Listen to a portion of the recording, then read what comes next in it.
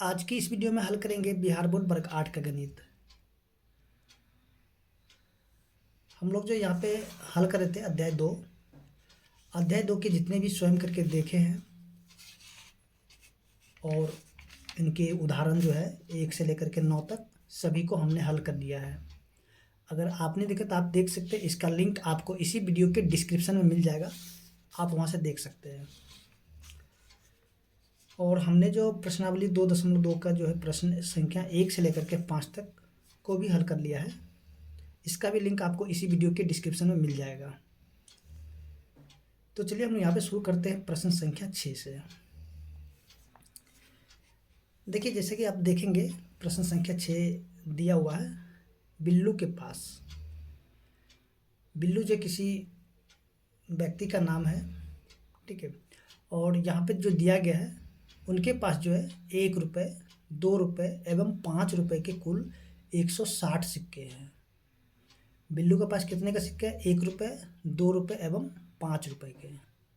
और उनका यानी सॉरी उनकी जो संख्या है ना, कितना है? 160 है।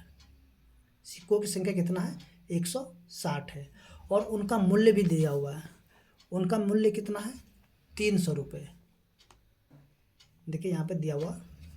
अब आगे जो कहा रहा है, मतलब कहा जा रहा है ये, देखिए यहाँ पे ये हमें नहीं पता है कि 1 रुपये का सिक्का कितना है, 2 रुपये का सिक्का कितना है, या फिर जो 5 रुपये के सिक्कों की संख्या है वो कितनी है। लेकिन आगे जो दिया गया है, यहाँ पे ये बताया जा रहा है कि 2 रुपये के सिक्कों की संख्या, अब जो है 2 रुपये के सिक्कों की संख्या जो है 5 रुपये के सिक्कों की संख्या की तिगुनी है। तो हमें यहाँ पे ये बताना है कि उनके पास प्रत्येक प्रकार के कितने सिक्के हैं। तो चलिए हम यहाँ पे देखते हैं इस प्रश्न को हम लोग किस प्रकार से हल कर सकते हैं। देखिए, सबसे पहले यहाँ पे जो है इनका हम लोग क्या करेंगे, ये जो प्रश्न है इस प्रश्न का हम लोग समीकरण का रूप देंगे और उसके बाद इसको हल करेंगे। तो चलिए हम लोग यहाँ पे शुरू करते हैं प्रश्न संख्या 6 से। देखिए, प्रश्न में जो भी चीज़ दिया जाए सबसे पहले हम लोग उसी को यानी कि उसको लेकर के ही हम लोग हल करेंगे, ठीक है। देखिए, बिल्लू के पास 1 रुपये, 2 रुपये एवं 5 रुपये के कुल 160 सिक्के हैं, ठीक है। आगे हम यहाँ पे देखते हैं यहाँ से, ठीक है। कह रहा है कि यदि 2 रुपये के सिक्कों की संख्या, अब जो है यहाँ पे कहा जा रहा है कि 2 रुपये के सिक्कों की संख्या जो होगी वो 5 रुपये के सिक्कों की संख्या की तिगुनी होगी, ठीक है। अब हमें यहाँ पे तो 5 रुपये के सिक्कों की संख्या नहीं पता है ना। देखिए, जो हमें नहीं पता है हो तो उसको हम लोग यहाँ पे क्या कर सकते हैं, एक्स मान ले, वाई मान ले, ए मान ले, बी, यानी कुछ भी हम मान सकते हैं, ठीक है। यानी कि अंग्रेजी का अक्षर आप कुछ भी मान सकते हैं। तो चलिए हम लोग यहाँ पे क्या करते हैं, मान लेते हैं एक्स। किसको मानेंगे? 5 रुपये के जो सिक्कों की संख्या उसी को हम लोग मानेंगे एक्स। चलिए यहाँ से शुरू करते हैं। माना 5 रुपये के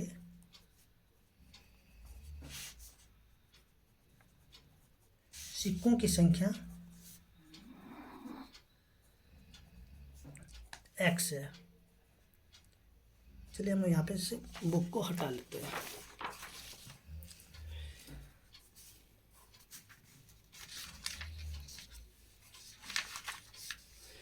देखिए, हमने यहाँ पे क्या किया कि जो 5 रुपये के जो सिक्का है ना उसी को हम लोग एक्स मान लिए, ठीक है।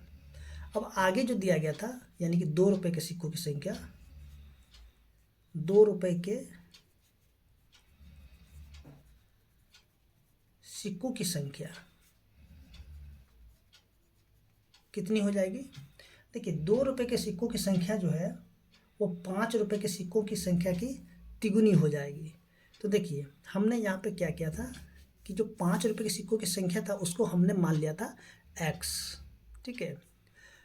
तो 2 रुपये के सिक्कों की संख्या के बारे में कहा जा रहा है कि 5 रुपये के सिक्कों की संख्या की तिगुनी हो जाएगी। यानी कि यहाँ पे 5 रुपये का सिक्का अगर एक्स है तो 2 रुपये का सिक्का कितना हो जाएगा?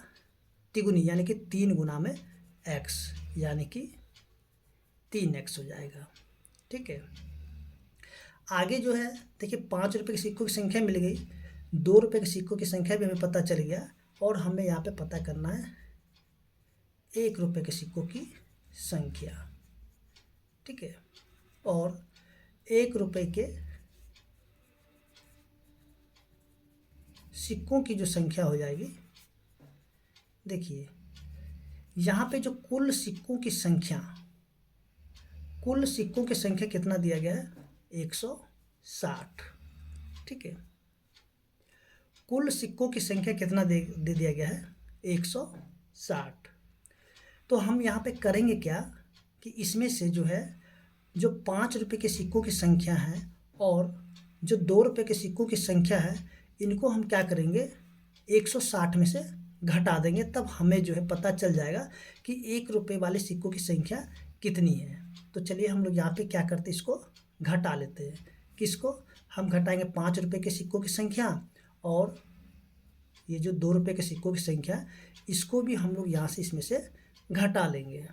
तो यहाँ पे बचेगा क्या, 160 माइनस में इसको हम दोनों को जोड़ देंगे। सर यहाँ पे इन दोनों को हम क्या करेंगे, जोड़ लेंगे, यानी कि यहाँ पे 1 ठो x है और यहाँ पे 3 ठो x है। तो इन दोनों को जब हम जोड़ देंगे तो हमें मिल जाएगा कितना, 4x।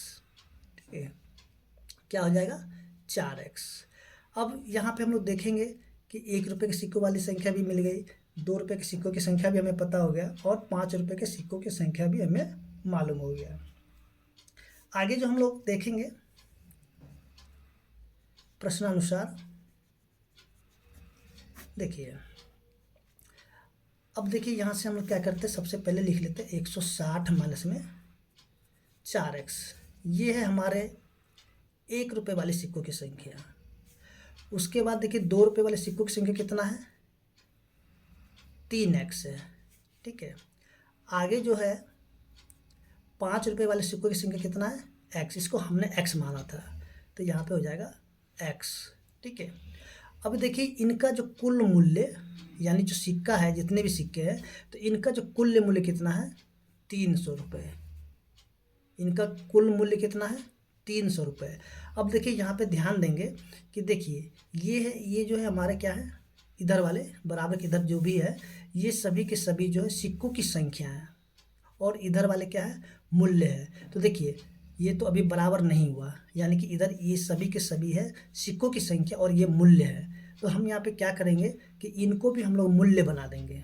ठीक है, इनको भी हम लोग क्या करेंगे, मूल्य बनाएंगे। मूल्य कैसे बनाएंगे, देखिए ये है हमारे 1 रुपये के सिक्कों की संख्या, इसको हम लोग क्या करेंगे, 1 से गुना करेंगे, यानी कि 1 रुपये को हम लोग गुना कर देंगे जो 1 रुपये के सिक्कों की संख्या है, तो हमें इनका मूल्य पता चलेगा। उसके बाद जो है ये है 2 रुपये के सिक्कों की संख्या, तो इसको हम लोग क्या करेंगे, 2 से गुना करेंगे। देखिए 2 से जब इसको हम लोग गुना कर देंगे तो हमें यहाँ पे जो 2 रुपये के सिक्कों का जो मूल्य है वो हमें पता चल जाएगा। उसके बाद यहाँ पे हम क्या करेंगे, इसको 5 से कर देंगे गुना, तब हमें यहाँ पे 5 रुपये वाले सिक्कों की जो मूल्य होगा वो भी हमें पता चल जाएगा। तो इस प्रकार से हम लोग यहाँ पे देखेंगे कि ये जो समीकरण है यहाँ पे बन चुका है। अब हम लोग इसको क्या करेंगे, हल कर लेते हैं। तो चलिए हम लोग यहाँ पे इसका हल कर लेते हैं। देखिए यहाँ पे अगर 1 से हम इनको गुना करेंगे तो इसमें कुछ भी फर्क नहीं पड़ेगा, जैसा वैसा ही रह जाएगा, यानी कि 160 माइनस में 4x। और इनको जब हम लोग गुना कर देंगे तो हो जाएंगे 6x, और इनको गुना करने पर आएगा 5x। अब बराबर में 300। ठीक है, आगे जो है यहाँ पे हम लोग क्या करते हैं कि देखिए 160, ये देखिए इसमें x नहीं लगा हुआ है, इसमें क्या x नहीं लगा हुआ, तो इनको हम लोग क्या करेंगे, बराबर के यानी कि दूसरी तरफ लेके चले जाएंगे। सबसे पहले हम लोग क्या करते हैं, इन सभी का हम लोग यहाँ पे हल कर लेते हैं। तो यहाँ पे बचेगा माइनस में 4x, और इन दोनों को जोड़ देंगे तो जाएगा जोड़ में 11x। देखिए यहाँ पे जितने भी x वाले हैं इनको हम लोग जोड़ घटाव करेंगे। ठीक है, यानी कि माइनस में 4x और इन दोनों को जोड़ेंगे तो हो जाएगा 11x बराबर 300। और यहाँ पे जो 160 है प्लस में, यहाँ पे देखिए कोई भी चिन्ह नहीं है, यानी कि इसके आगे में प्लस का चिन्ह रहता है। ठीक है, आपको इसको याद रखना है। अब ये जो प्लस में 160 है तो बराबर के दूसरी तरफ जा करके माइनस में 160 हो जाएंगे। अब देखिए यहाँ से कि इसको जब हम लोग यहाँ से घटाएंगे क्योंकि 11x है और माइनस में 4x है।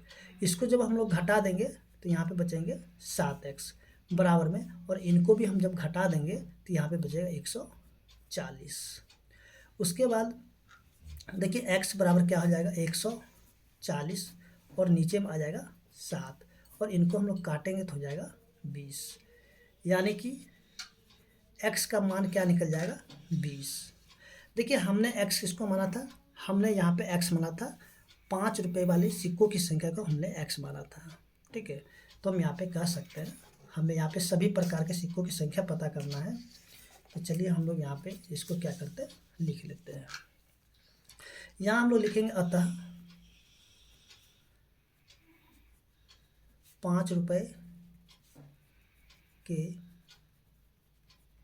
सिक्कों की जो संख्या हो जाएगा, देखिए क्या हो जाएगा 5 रुपये के सिक्कों की संख्या, हमने इसको माना था x, तो x का मान हमें निकल गया है 20। ठीक है, उसके बाद 2 रुपये के सिक्कों की संख्या क्या हो जाएगा, सिक्कों की संख्या, अब देखिए ये हो जाएगा यानी कि 3x, यानी कि 3 को गुना कर देंगे, x का मान निकला है 20, तो यहाँ पे रख देंगे 20, यानी कि 20 या 60। ठीक है, आगे हो जाएगा और 1 रुपये के सिक्कों की संख्या, देखिए 1 रुपये के सिक्कों की संख्या कितना है, देखिए हमने यहाँ पे माना 160 माइनस में 4x। ठीक है, या फिर आप यहाँ पे क्या कर सकते हैं कि इन दोनों को जोड़ करके और 160 में से घटा दिया तब पर भी इसका उत्तर आ जाएगा, लेकिन हम लोग यहाँ पे क्या करते हैं 160 माइनस में 4x है। ठीक है, तो यहाँ पे 160 माइनस में 4 गुना में x का मान कितना है 20 है, तो 160 माइनस में 20 चौके 80, इसको घटा देंगे तो हो जाएगा 80। तो देखिए यहाँ पे जो 5 रुपये के सिक्कों की संख्या निकल गया 20, और 2 रुपये के सिक्कों की संख्या निकला है 60, 1 रुपये वाले सिक्कों की संख्या निकल गया 80। तो इस तरह से हम देखेंगे कि जो प्रश्न संख्या 6 है वो हल हो चुका है, और उम्मीद करते हैं कि आपको समझ में भी आ गया होगा। तो चलिए आगे हम लोग जो इसका प्रश्न संख्या 7 है इसको भी हम लोग देखते हैं।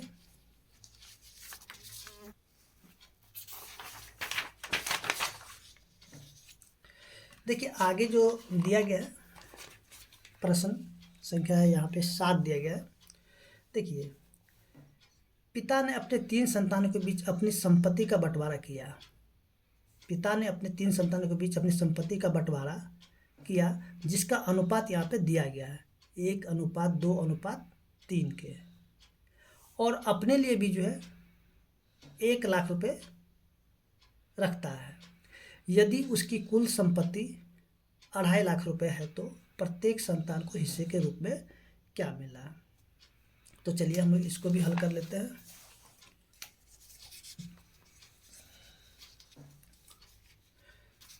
अब यहाँ पे हम लोग क्या करते हैं, देखिए हमें जो नहीं दिया उसको हम लोग x मानेंगे, और एक चीज़ याद रखिएगा जब भी अनुपात में दिया जाए तो आप उसको x मान सकते हैं।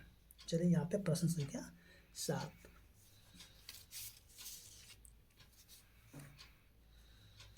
माना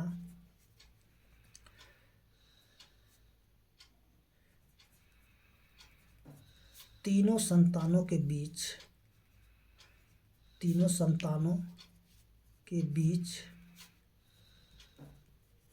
बांटी गई संपत्ति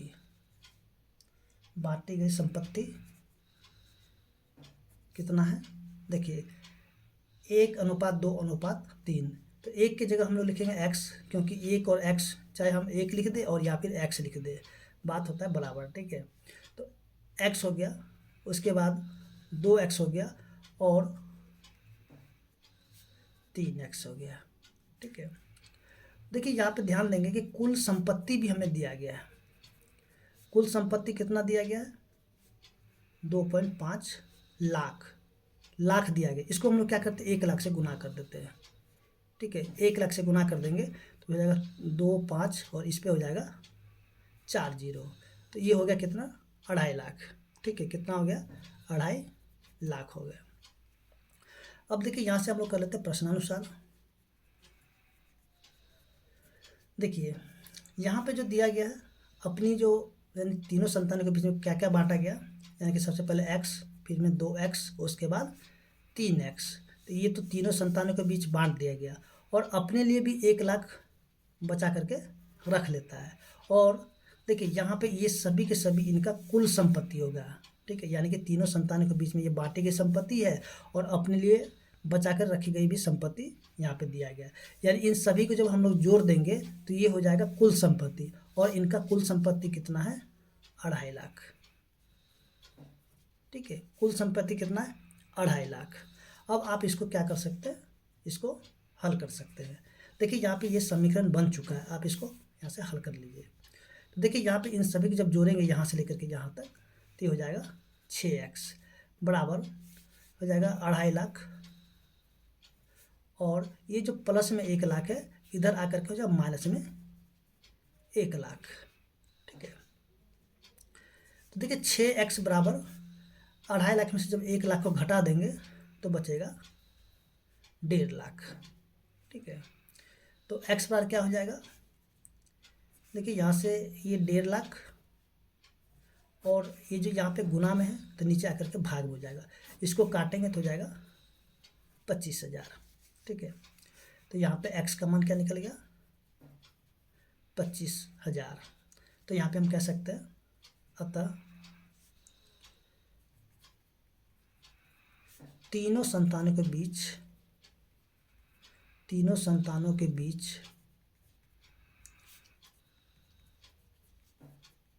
बांटी गई संपत्ति। ठीक है, बांटी गई संपत्ति कितना हो जाएगा, सबसे पहले संतान को दिया x, तो x का मान निकल गया 25,000 रुपये। उसके बाद बांटी गई कितना, 2x, यानी कि 2 गुना में 25,000, यानी कि ये हो जाएगा 50,000 रुपये। उसके बाद 3x, यानी कि 3 गुना में 25,000, तो ये हो गए 75,000। देखिए यहाँ पे इन सभी को आप जोड़िएगा तो 1.5 लाख हो जाएगा, और 1 लाख वो अपने लिए भी बचा के रखता है, तो सभी को जोड़ने पर कितना हो गया, 2.5 लाख हो गया। ठीक है, इस तरीके से जो प्रश्न संख्या 7 है वो हल हो चुका है, और उम्मीद करते हैं कि आपको समझ में आ गया होगा। आगे जो है प्रश्न संख्या 8, चलिए 8 हम लोग देख लेते हैं। देखिए यहाँ पे जो दिया गया है प्रश्न संख्या 8, 11 के लगातार 3 गुणजों का योग 231 है, तो उन्हें ज्ञात कीजिए। तो चलिए हम लोग यहाँ पे क्या करते हैं, इसको हल करते हैं।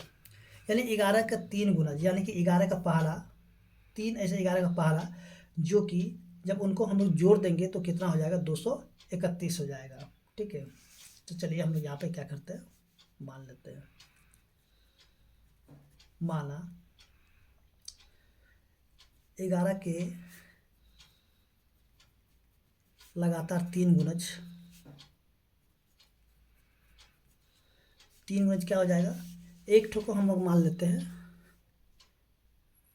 x, दूसरे को हम लोग मान लेंगे x प्लस में 11, और तीसरे को हम लोग क्या मानेंगे, x प्लस में 22। ठीक है, क्योंकि देखिए पहला जो भी होगा उसको हम लोग मान लिए x, और आगे जो होगा यानी कि x में हम 11 जोड़ेंगे तो अगला गुणज निकलेगा, फिर से x में फिर हम लोग 22 जोड़ेंगे तो फिर उसके अगले गुणज मिलेगा, यानी कि 1 2 3, यानी कि यहाँ पे 3 जो है 11 के लगातार गुणज है। ठीक है, अब जो है यहाँ से हम लोग क्या कर लेते हैं,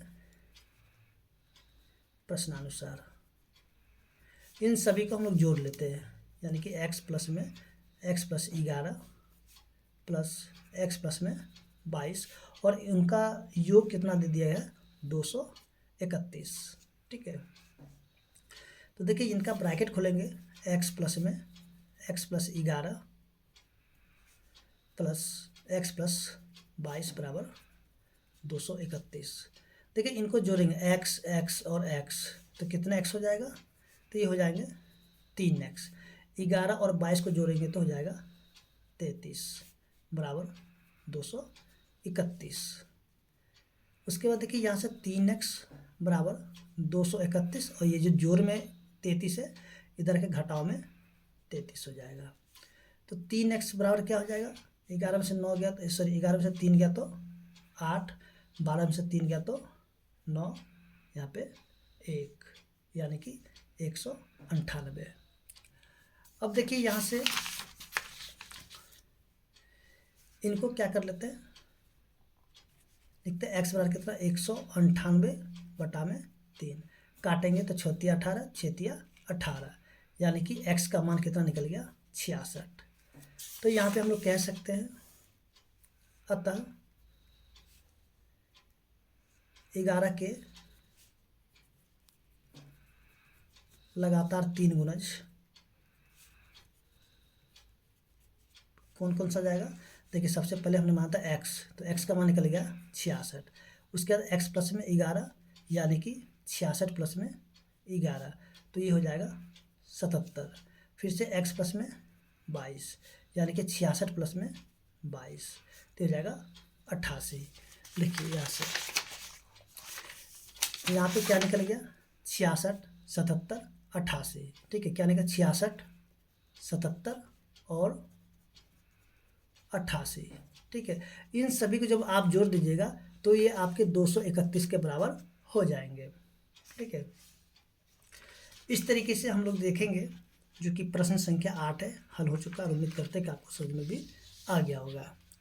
आगे जो हम लोग इसका प्रश्न संख्या देखते हैं 9। देखिए प्रश्न संख्या 9 जो दिया गया, संकुल संसाधन केंद्र मध्य विद्यालय फरना में आयोजित बाल मेले में प्रत्येक विजेता छात्र को 2 कलम एवं विजेता को छोड़कर शेष सभी प्रतिभागी को 1 कलम दिया गया।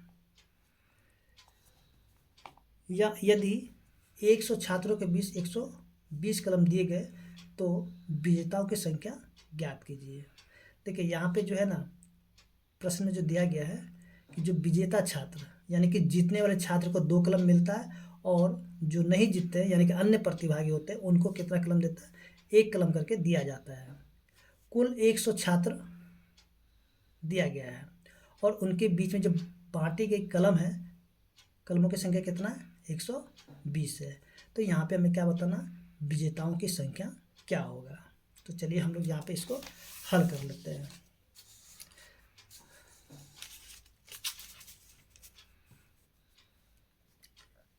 प्रश्न संख्या है 9, ठीक है। तो हमें निकालना विजेताओं की संख्या। तो यहाँ पे करेंगे क्या, मान लेते हैं, माना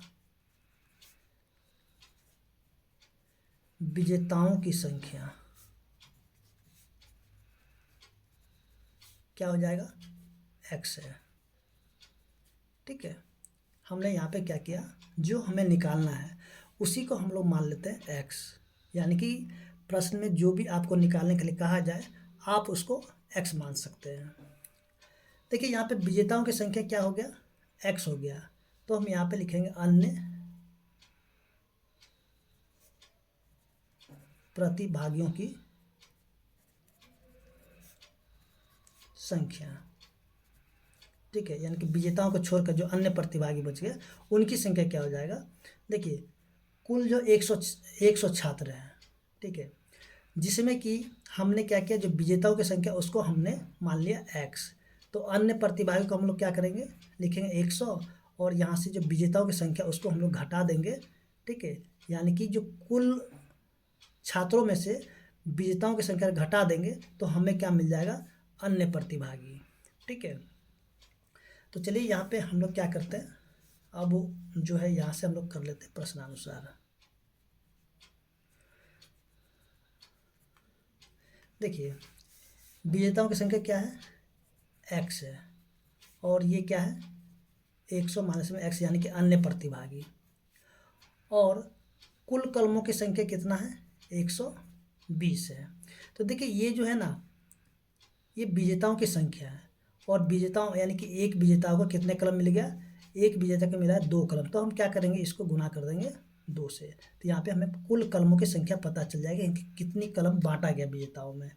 उसके बाद जो अन्य प्रतिभागी है उनको जो 1 कलम मिला था इसको हम 1 से भी कर देंगे गुना, तो ये भी आपका क्या हो गया, यहाँ पे जो है ये भी हो गया आपके पूरे कलमों की संख्या, और ये भी हो गया कलमों की संख्या, और यहाँ पे जो बराबर में भी दिया आपके कलमों की संख्या, यानी कि ये वाले कलम और ये वाले कलम, इनको जोड़ करके टोटल कलमों की संख्या कितना है, 120।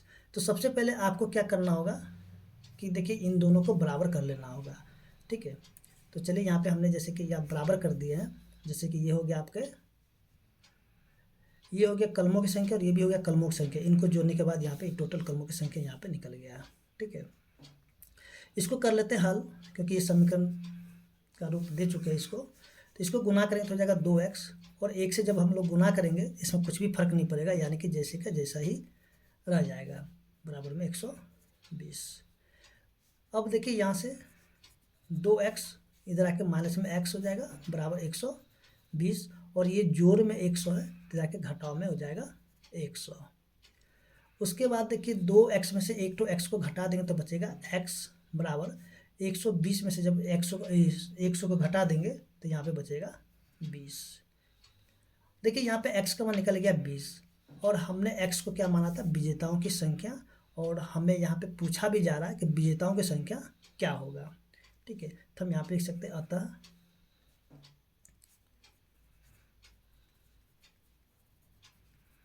विजेताओं की संख्या कितना हो जाएगा, यानी कि 20 है, ठीक है। आगे जो है प्रश्न संख्या 10, देखिए प्रश्न संख्या 10,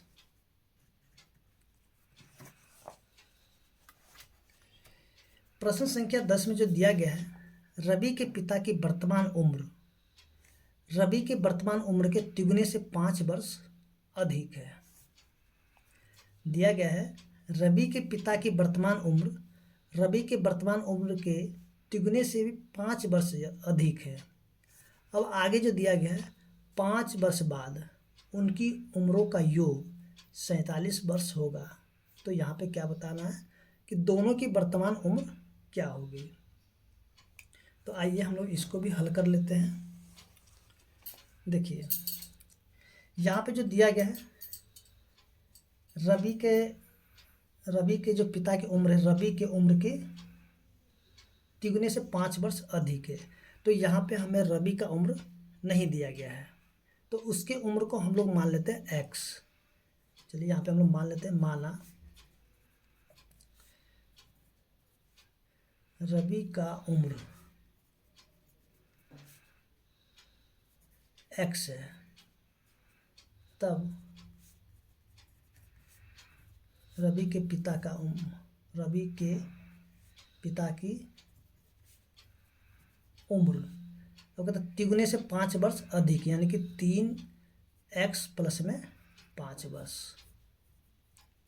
ठीक है। आगे जो दिया गया है 5 वर्ष बाद, ठीक है, 5 वर्ष के बाद बोलता है कि इन दोनों का उम्र जो है, सॉरी, उम्रों का योग कितना है, 47 वर्ष है। देखिए यहाँ पे 5 वर्ष के बाद, देखिए अगर बाद होगा तो हम लोग यहाँ पे क्या करेंगे, जोड़ देंगे, अगर पहले होगा तो वहाँ से हम घटा लेंगे। तो चलिए यहाँ पे हम लोग लिखते हैं रवि का उम्र। तो देखिए यहाँ पे माना रवि के वर्तमान उम्र, सॉरी यहाँ पे वर्तमान आप लिख लीजिएगा, वर्तमान उम्र, यहाँ पे रवि के पिता की वर्तमान कर दीजिएगा, ठीक है, यहाँ पे छूट गया था वर्तमान, ठीक है, यहाँ पे वर्तमान लिखिएगा। माना रवि का वर्तमान उम्र x वर्ष है, और या फिर तब रवि के पिता की वर्तमान उम्र कितना हो जाएगा, 3x प्लस में 5 वर्ष, यहाँ पे वर्तमान छूट गया, ठीक है। देखिए 5 वर्ष के बाद रवि का उम्र क्या हो जाएगा, देखिए वर्तमान उसका कितना है, x है, तो 5 वर्ष के बाद यहाँ पे क्या हो जाएगा, x प्लस में 5 वर्ष हो जाएगा, यानी कि 5 वर्ष के बाद, अगर अभी x वर्ष का है तो 5 वर्ष के बाद उसका उम्र में हम क्या करेंगे, 5 और जोड़ देंगे, ठीक है। और रवि के पिता की उम्र, ठीक है, वर्तमान आपको यहीं पे लिखना था, यहाँ नहीं लिखना है क्योंकि ये बाद का उम्र है, ठीक है। रवि के पिता की उम्र कितना हो जाएगा, 3x प्लस 5, ठीक है, फिर इसमें भी 5 और जोड़ देंगे तो ये हो जाएगा 3x प्लस में 10 वर्ष। ठीक है, अब आगे जो है यहाँ से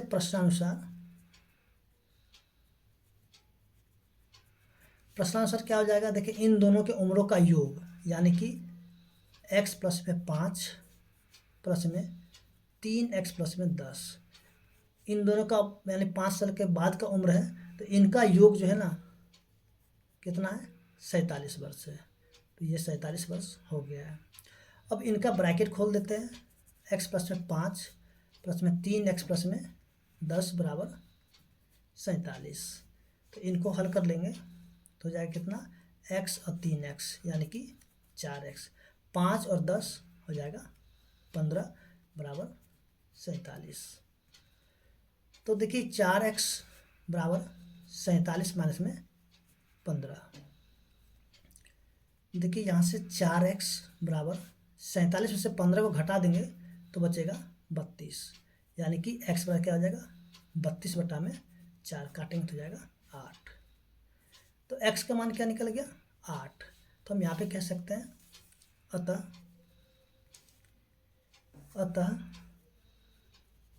रवि का वर्तमान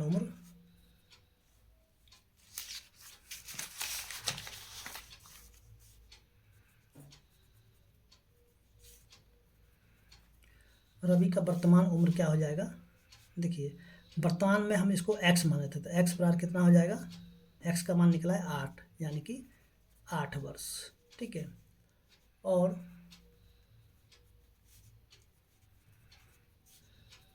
रवि के पिता की उम्र, देखिए इसके तिगुने से 5 वर्ष अधिक यानी कि 3x प्लस में 5 वर्ष। तो देखिए यहाँ से हम करेंगे 3 गुना में 8 प्लस में 5, तो ये हो जाएंगे आपके 8 या 24 और 24 में 5 को जोड़ेंगे तो हो जाएगा 29 यानी कि 29 वर्ष। यानी कि रवि का उम्र हो जाएगा 8 वर्ष और उनके पिता का उम्र हो जाएगा 29 वर्ष। तो इस तरीके से हम देखेंगे जो प्रश्न संख्या 10 से हल हो चुका है और उम्मीद करते हैं कि आपको समझ में आ गया होगा।